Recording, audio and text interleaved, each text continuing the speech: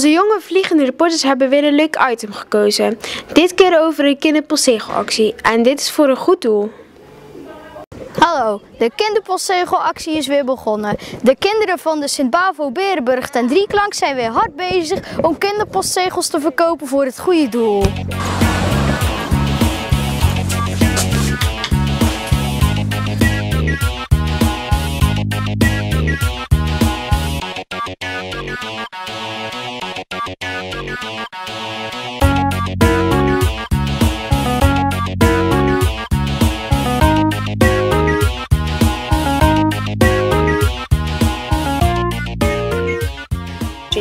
Wat vind je ervan dat er een postzegelactie is? Nou, ik vind het zelf heel goed. En waarom? Nou, omdat dat voor het goede doel is. En jij? Nou, ik vind het ook heel goed dat het voor kinderen van arme landen is.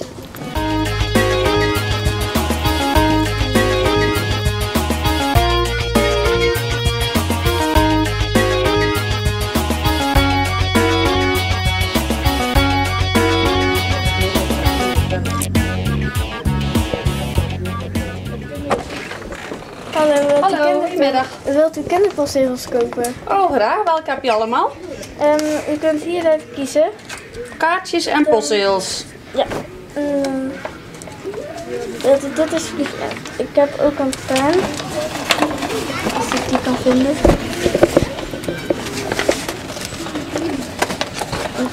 Ja, hier. Dankjewel. Mag ik ze nog even zien?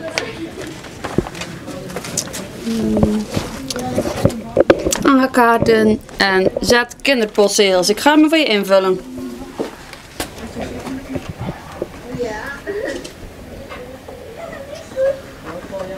Kijk, alsjeblieft meid. Dan krijgt u deze voor. En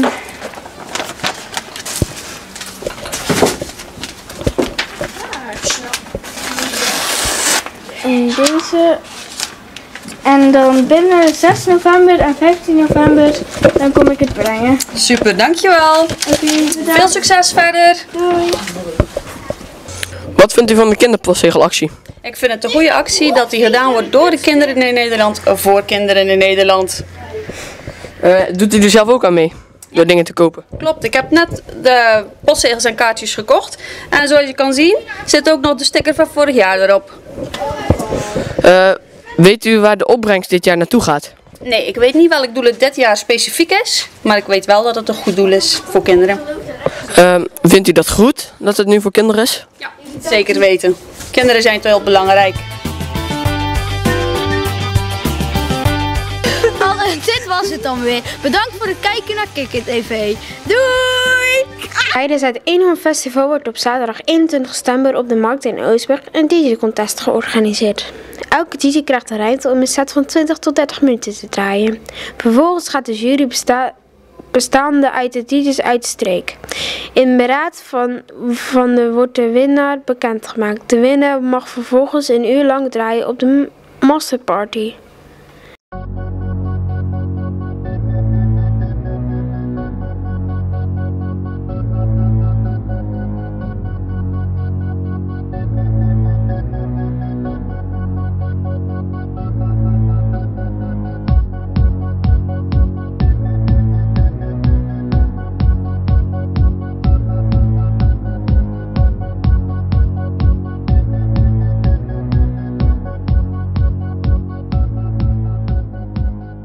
Kun je vertellen waarom je DJ-contest georganiseerd hebt in Oostburg? Ja, in de eerste instantie is het eigenlijk, het Eenhoornfeest was eigenlijk alleen bedoeld voor cultuur, om cultuur te promoten in Oostburg. En ik zat bij dat overleg en er werd veel nadruk gelegd op cultuur voor mensen, voor volwassenen en voor echte kinderen. Maar er was eigenlijk weinig voor jongeren. Dus toen heb ik gezegd, samen met in overleg met nog wat andere mensen, is het misschien niet leuk om een DJ-contest te organiseren daar waar jongeren de kans krijgen om hun talent op het gebied van draaien te laten zien. Dus daarom hebben we ervoor gekozen om een DJ-contest te organiseren. Op wat voor leeftijd mag je meedoen? Ja, we hebben gezegd tot 17. Wat we nu zien, we hebben nou, de aanmelding die we nu hebben is variërend van 17 tot net 18. Dus daar valt het een beetje tussen. Het was met die insteek, omdat vaak jongeren van 18 plus toch al wel de kans hebben om in cafés te draaien of in discotheken of waar dan ook. En we wilden nou eigenlijk ook de jongere jeugd een podium geven waarop ze konden laten zien wat ze waard zijn. En dat ze daar ook nog iets uit kunnen halen. Wat kunnen ze ermee halen? Ja, we hebben even rondgebeld en uiteindelijk zijn we in contact gekomen met Vincent Corijn, Visiefonds. En hij is bereid om op de volgende masterparty in de Groese Duintjes de winnaar van deze DJ-contest te laten draaien. Dus ik denk dat dat zeker voor de toekomst, voor die gasten die nou meedoen, echt een super toffe kans is.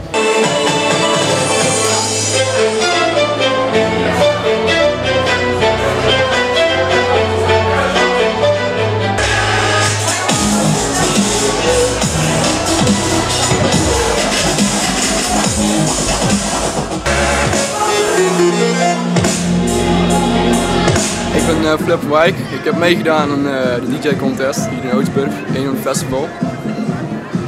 Ik maak zelf al 3 jaar elektronische muziek en ik ben sinds een halfjaartje geleden begonnen met draaien. Dus ja, het was gewoon eens even om te kijken hoe de ervaring was om DJ te zijn. Ja, vandaag heb je dus gedraaid bij DJ-contest in Oostburg. Wat was het dan je verwachtingen? Eigenlijk niet echt, want het systeem waar ik op draaide kende ik niet echt. Dus het liep een beetje mis met overmixen en zo. Maar voor de rest ging het op zich wel. En wat vond je van andere DJ's? Ja, ik vond ze wel echt wel goed, zeg maar. Wat ik wel jammer vond was dat ze gewoon echt muziek draaien die elke dag hoort op de radio. En dat maakt, vind ik persoonlijk zelf, maakt dat je geen echte DJ. Je moet gewoon eigen stijl ontwikkelen en zulke dingen. Ik ben Niels Vermouw, ex-DJ van The Joy, vast geweest. Nu heb ik mijn eigen bedrijf, Jouw Events. En daarmee verzorg ik geluid en licht, drive-in shows, ik regel evenementen. Ik heb eigen evenementen. En ik regel DJ's. En ik ben er ook voor de jonge talenten te stimuleren. Dus naast deze contest studeren heb ik ook nog een eigen contest online staan. Waarmee we de iets oudere doelgroep, zoals van iets oudere doelgroep dan hier, proberen te stimuleren in deze regio. Ik ben Vincent Corijn van Visie Events. Ik zit ook in de feestenbranche. Ik organiseer zelf feesten en ik word veel gevraagd voor bruiloften, verjaardagen, noem het maar op. En ik organiseer ook de masterparty. En de winnaar van vanavond die draait volgende maand een uurtje op de masterparty. En we zijn erg blij met het initiatief vanuit Oostburg dat er een DJ-contest geweest is. Want nieuw talent in de DJ-branche in de Zeeuws-Vlaamse regio is gewoon essentieel. Jullie zijn juryleden bij DJ-contest in Oostburg. Waar letten jullie op als jury? We hebben gelet op muziekkeuze, op de overgangen en of ze opbouwend hebben gedraaid. En hoe hun houding was naar het publiek toe. Boys, mag ik jullie complimenteren met jullie deelname, met jullie lef om hier te staan. Voor jullie alle drie was het feit wat telde, is dat er apparatuur staat waar je nog nooit mee gedraaid hebt. Op voorhand ook niet de kans gekregen om daar eens even een kwartiertje mee te spelen. Jullie draaien thuis alle drie met iets anders. Dus op basis daarvan, daar had je alle drie last van.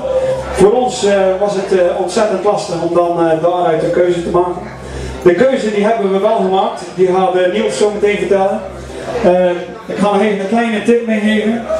Blijf draaien, blijf proberen. Vooral thuis, probeer ook op feestjes terecht te komen waar je mag draaien. Dat je ook ziet wat of je muziek doet met je publiek. En nog een laatste tip. Alles wat je draait, zeker op feestjes, neem het op en luister het terug. Maar dat is de beste les alleen maar voor jezelf. Dan hoor je echt heel goed van hé, daar start ik een plaat te vroeg of daar start ik het te laat.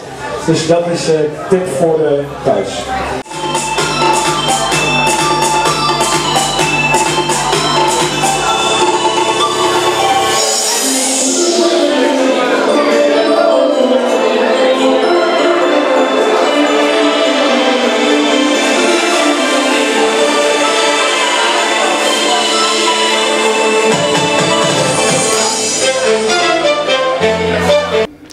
Op de laatste dag van het Eenhoorn Festival in Oostburg wordt er bij het Grote Gat een picknick gehouden met muziek en dans.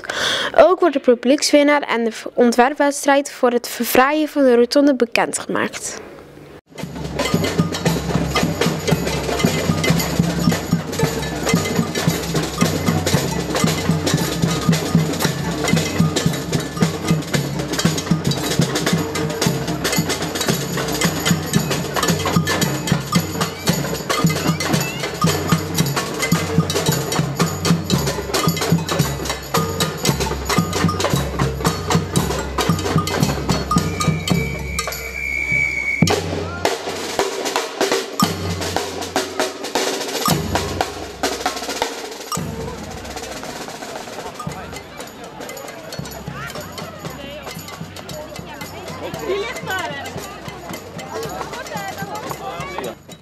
Ik ben Margriet van Drongelen van de Stadsraad van Oostburg. Ik maak deel uit van de werkgroep Groen.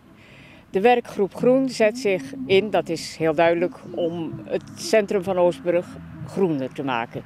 En de werkgroep Groen heeft dan sinds een paar jaar het fietsenplan opgezet. Dat iedereen kent dat, die gekleurde fietsen met die bloemenmandjes. En daar ziet Oostburg er veelfleuriger door uit. Nu onlangs is dan het project opgestart dat de rotondes aangepast moeten worden. Die moeten ook beplant worden en daar moet ook een kunstwerk bij komen. Toen zei wij als werkgroep, weet je wat, wij gaan meedoen aan die prijsvraag. En met elkaar hebben we besproken dat we het mooiste zouden vinden als daar grassen in komen. Grassen die blijven het hele jaar door, mooi. En als kunstwerk, wat ook een voorwaarde was voor de nieuwe rotondes, dachten we die eenhoorns die straks weggaan uit het centrum, die zijn heel goed te gebruiken om de rotondes op te fleuren in groepjes. Je kunt dat op 3 rotondes in verschillende groepjes doen. En dat hebben we ingestuurd. En ik zie er hier 6 staan. Er zit er 1 hoog in de boom. Andere staan op de grond. En linksachter staat er hier 1 op de schildersezel. En dat is het ontwerp Nieuw Leven van de groep Groen van de Stadsraad Aardenburg. En dat is het winnende ontwerp vanuit het publiek gekozen. Mensen, een applausje zijn we voor dit winnende ontwerp.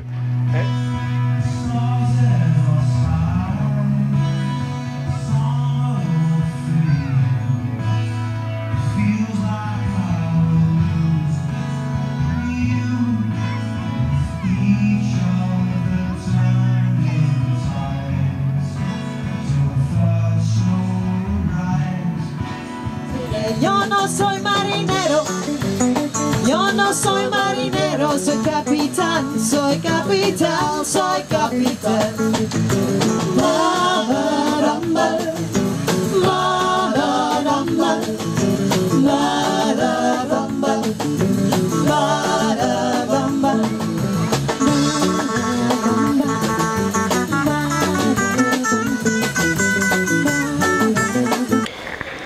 We hebben een paar leuke feiten en fabels opgezocht en de mensen op straat wat leuke vragen gesteld.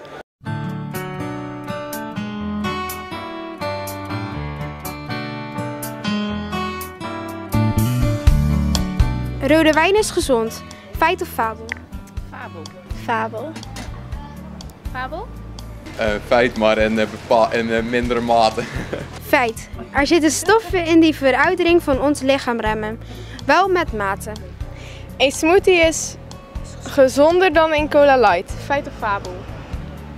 Fabel. Feit. Feit. Fabel. Klopt, er zitten meer calorieën in een smoothie dan in een cola light. Koffie helpt tegen een kater. Een feit of een fabel? Denk een fabel. Bij mij helpt het nooit. Fabel. Feit. Fabel. Inderdaad, dat klopt ook. Want eigenlijk helpt niks tegen een kater. Ik ben dik omdat ik zware botten heb. Feit of fabel? Fabel. Een fabel. Feit. Klopt. Het kan wel iets schelen, niet meer dan 2 kilo.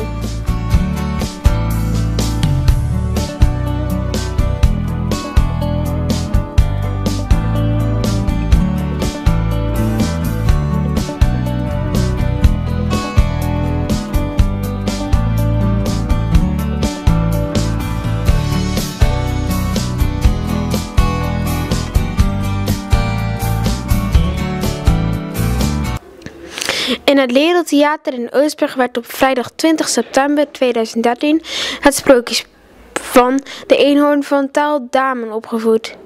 De kinderen van Oostburg hadden van tevoren de liedjes geleerd zodat ze konden meezingen met de liedjes in het sprookje.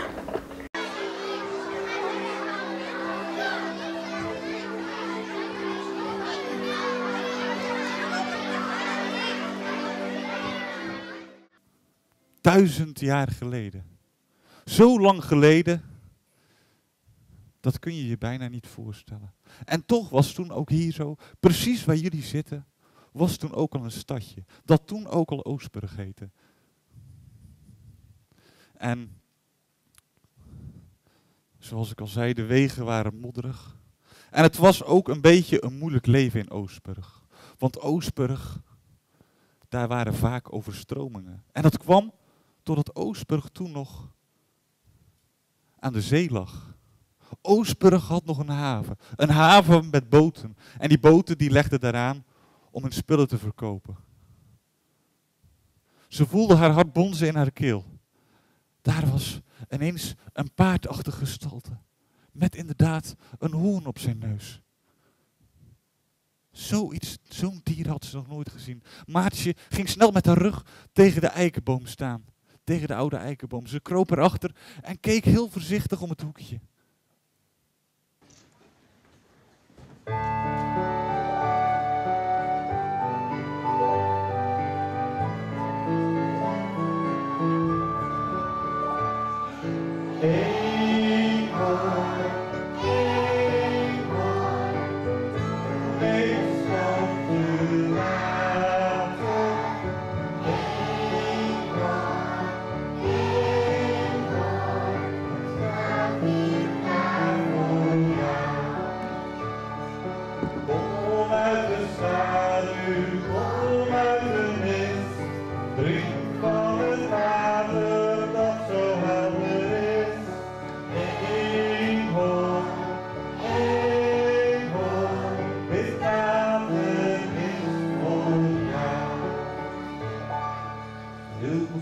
We hebben de voorstelling in het Ledeltheater gezien. Dat was een heel mooi sprookje. Waar komt het eigenlijk vandaan? Uit mijn hoofd. Helemaal zelf bedacht? Ja, van begin tot eind. Nou, ik had natuurlijk de bepaalde ingrediënten. En ik heb daar eens een tijdje over nagedacht. En op een duur ontstaat daar een soort verbinding tussen. En dan blijft dat zo'n beetje malen en dat groeit dan uit. En uiteindelijk is het dan inderdaad echt een redelijk sprookje geworden. En hoe wisten de kinderen de tekst die ze moesten zingen? Nou, ik heb eerst de liedjes die ik heb geschreven, die heb ik thuis opgenomen en die heb ik op mijn website gezet. En de scholen die hebben een link gekregen naar die pagina waar die liedjes stonden. Daar heb ik ook de instrumentale versie op gezet. Dus die hebben ze in de klas via digibord kunnen oefenen. En in de voorstelling zeg je dat liefde belangrijker is dan geld. Toch lijkt het, als je de televisie en de media tegenwoordig ziet, dat alles om geld draait. Wat denk je daarover? Ik denk dat één kant van de medaille is, maar dat toch een beetje de inferieure kant is. Uiteindelijk, je hebt bepaalde middelen nodig om in je bestaan te kunnen voorzien. Alleen, dat zijn randvoorwaarden. En ik denk dat de kern inderdaad toch een stuk meer ligt in liefde en zorg voor elkaar. Jullie hebben het sprookje gezien over de eenhoorn in het Ledeltheater. Wat vond je ervan? Leuk. Mooi. En waar ging het over? Over de eenhoorn. En wat gebeurde er met de eenhoorn? Hij ging heel hoog vliegen. En toen gebeurde er iets met de watertoren. En toen ging al het water eruit. Hoe heb je de liedjes ingestudeerd? Op school hebben we het geleerd. Een paar keer hebben we het gezongen op school. Vind je het een mooi liedje? Ja. Waar gaat het liedje over? Ja, over de eenhoorn en de watertoren en het grote gat. En heb jij hetzelfde liedje geleerd? En ook nog het liedje van rijk zijn. Ik wil rijk zijn. Wil je ook rijk zijn? Ja. Lijkt je dat wel leuk? En wat vind jij het belangrijkste, liefde of rijk zijn? Rijk zijn. Oké, dankjewel.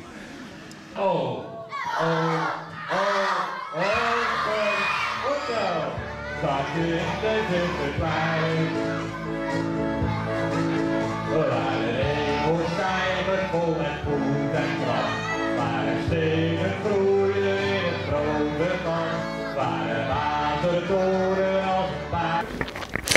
De derde klasses van het Swing-college zijn naar de Mercedes-Benz Driving Academie gegaan.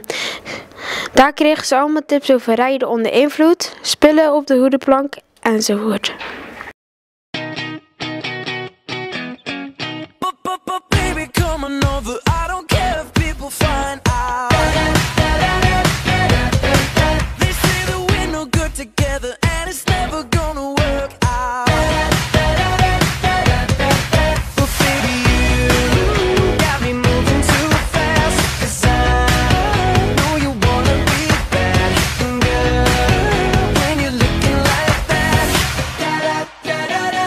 Can't hold back, 'cause you got this spell on me.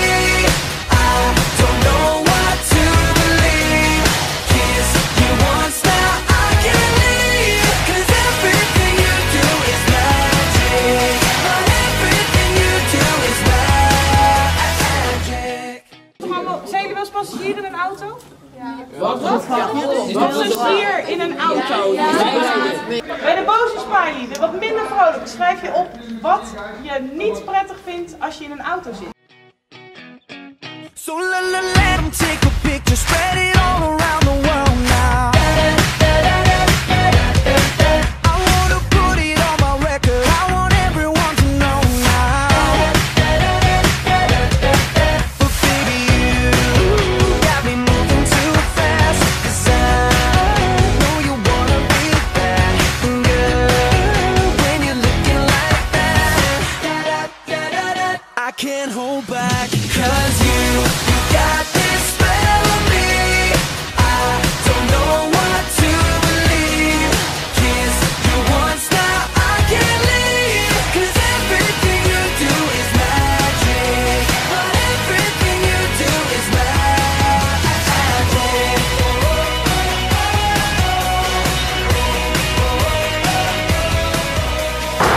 Wie bent u? Ik ben Jacques van der Palen. En wat doet u? Ik werk voor Mercedes en voor Roodsense. Ik werk voor Roodsense eigenlijk. En wat is dat? Dat is een educatieprogramma voor jongeren tussen de 13 en de 16, zeg maar, 17. Om die bewust te laten worden met de gevaren in het verkeer. Maar dat is ook als passagier zijnde en hopelijk veiligheid te doen.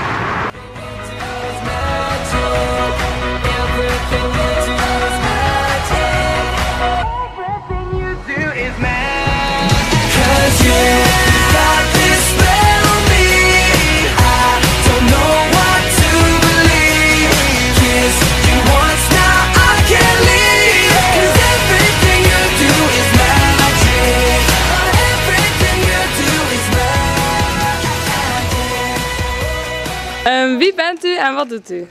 Mijn naam is Mira Pot en ik leid het verkeerseducatieprogramma Roodsense voor Mercedes-Benz. En wat is de bedoeling van het hele programma?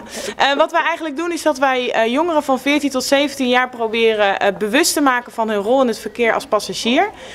En ze bij te brengen wat verkeersveiligheid is en wat zij actief als passagier in het verkeer kunnen doen om de verkeersveiligheid te vergroten. Ja, wij gaan het hele land door. Wij zoeken een aantal grote steden op waar wij scholen uit de regio naartoe kunnen halen. En dat zijn zo'n 12 tot 14 steden per jaar. Wat heb je vandaag allemaal gedaan? We hebben auto gereden en praktijkdingetjes gedaan. En dat was eigenlijk best wel leuk. En wat vond je het leukste van wat je hebt gedaan? Autorijden. Wat heb je bij het autorijden allemaal gedaan? Nee, ik gewoon een rondje gereden en daarna een stuk hard rijden, dan heel hard op de rem zo. Testjes en zo. En wat vond je het leukst om te doen vandaag? Autorijden. Wat hebben jullie vandaag allemaal gedaan? In een auto gereden. We hebben allemaal testjes gedaan. Met als je dronken bent, hoe dat dan voelt als je over een streep moet lopen. En geluisterd en naar informatie over autorijden. Ja. En wat vonden jullie het leukst om te doen? Autorijden. Wat heb je vandaag allemaal gedaan? Met een auto gereden en gewoon in een auto gezeten en op een weegschaal gestaan. En wat vond je het leukst om te doen? Met de auto rijden.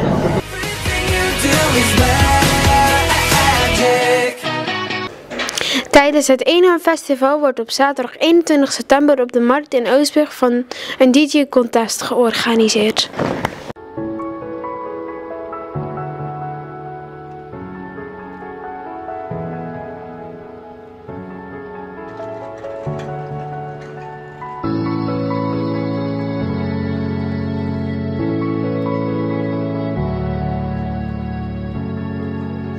Nou, Willem van Hooijdonk. Een Hooijdonk met 2 O's en een ei met puntjes. Dirk Otto Nico Karel, woordvoerder van de politie Zeeland-West-Brabant. Vanmorgen rond 9:05 kregen we via Driebergen een alarmmelding binnen.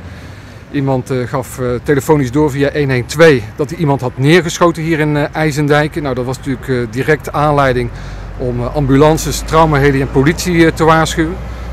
Toen de eerste agenten hier aankwamen, zagen ze inderdaad een man lopen met een vuurwapen in zijn handen. Die man heeft dat ook direct op de grond gelegd, was ook geen probleem. Die verdachte is aangehouden, dat is een 50-jarige man uit Dordrecht. Agenten hebben ook een dodelijk slachtoffer aangetroffen. En dat is de reden om nu verder hier op te schalen en daarom is ook de technische recherche ter plaatse. Kunt u me vertellen over de verdachte zelf? Nou, het gaat om een 50-jarige man uit Dordrecht.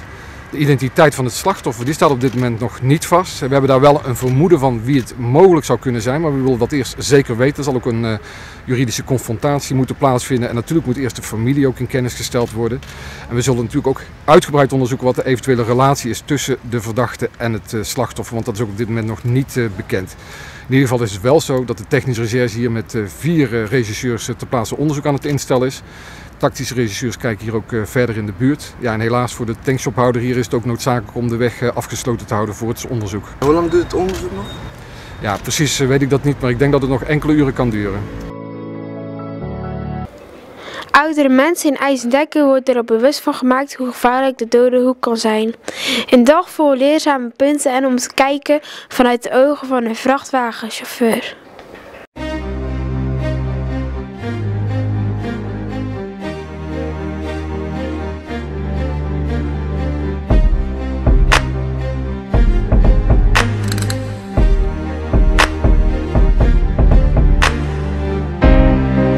Zeker, ik ben Bas Vroland. Ik ben districtscontactpersoon bij Veilig Verkeer Nederland in Zeeland. En ik geef ondersteuning aan de vele vrijwilligers die in Zeeland actief zijn. Kunt u vertellen wat er hiernaast gaande is? Jazeker, hier is een inzet van Veilig op Weg. Dat is een dode hoek programma wat aangeboden wordt aan de senioren in IJsendijken. Om ze een beeld te geven van het programma wat plaatsvindt op de basisscholen. Daar waar het gaat om de dode hoek. En ze kunnen ook zelf ervaren in de vrachtwagen wat de chauffeur wel en niet ziet. Kunt u vertellen wat er nog verder te doen is hier? Jazeker, binnen is er een groep en die krijgen op dit moment een quiz om te kijken van op welke wijze de DVD met een aantal tips voor senioren of op welke wijze die DVD, de inhoud daarvan goed is terechtgekomen. En 10 vragen kunnen zij beantwoorden en aan de hand van die antwoorden kan de voorlichter zien of datgene wat behandeld is goed ontvangen is. Need you like a heart needs a beat, it's nothing new. Yeah, I loved you with the fire red and now it's turning blue. Hoe vindt u het vandaag? Ah, gezellig. Het is druk. Wat heeft u tot nu toe allemaal gedaan? Ik heb in de vrachtwagen gezeten en eromheen gelopen. En hoe vond u het om in de vrachtwagen te zitten? Nu zie ik je van de andere kant. Echt waar. Ja, dat is interessant. En wat is er zo interessant aan? Ja, maar meestal, wat erbij, ik ben geen vrachtwagenchauffeur, dus als je er dan een keer in mag zitten, het is altijd een keer wat anders. Maar we zeggen altijd, een vrachtwagenchauffeur die moet alles zien, maar je ziet niet alles. En nu zie je het beter.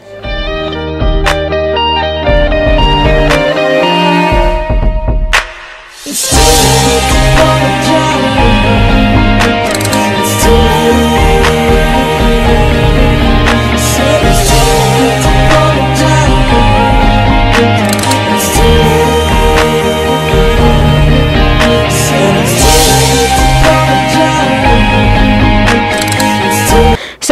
21 september was het open dag bij de brandweer in Aardenburg. Hiermee wilden ze laten zien wat er allemaal bij de brandweer gebeurt. Maar ze proberen met deze open dag ook vrijwillig te trekken. Er was veel te doen voor jong en oud, daarom was Kik TV er ook bij.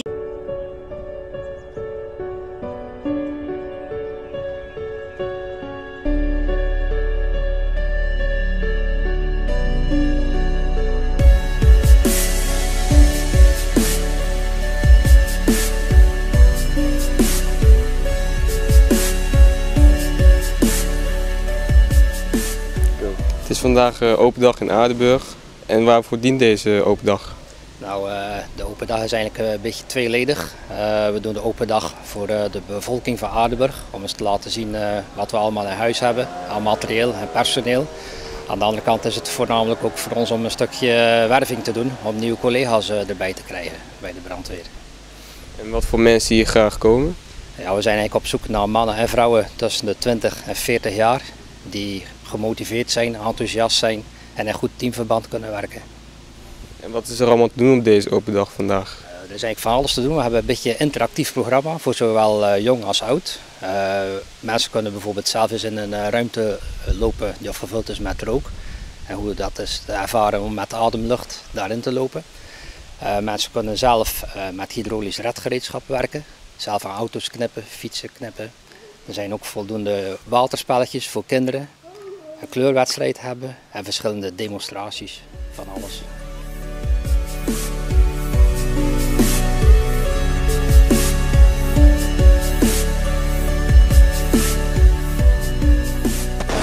Leuk, samen met brandweervoertuigen, je mag ook meerijden.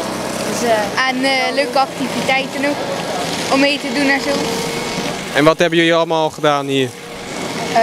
Meegereden, gekeken hoe dat rook verspreidt, aan het rookhuisje gezeten, dat is ook wel leuk. Dat was het.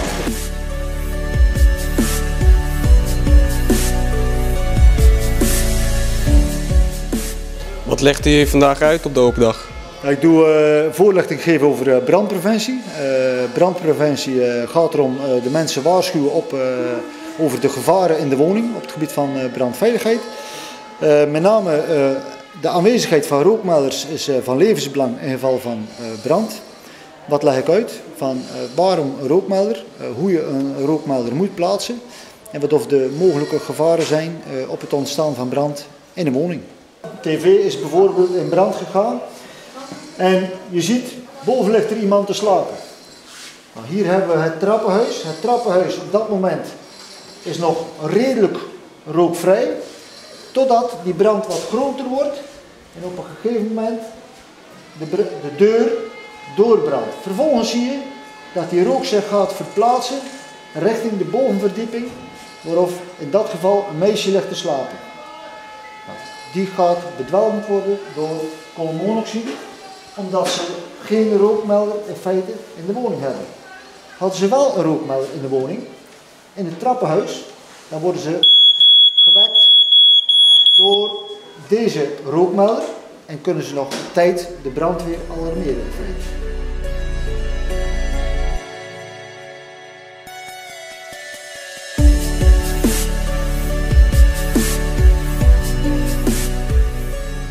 Wat vinden jullie van de open dag vandaag?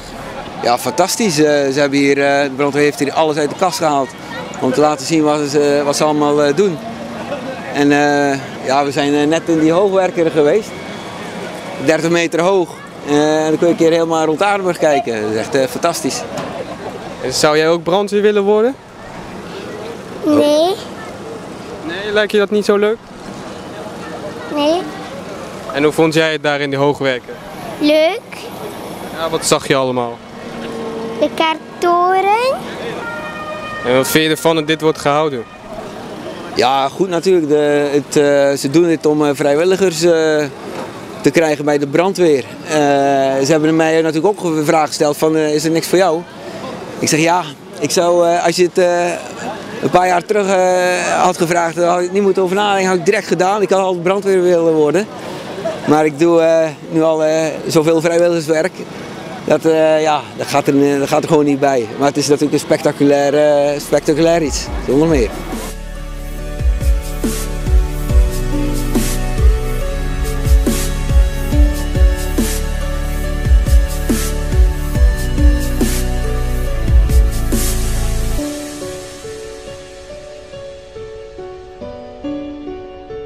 Dit was Kik TV. Bedankt voor het kijken. Tot volgende week.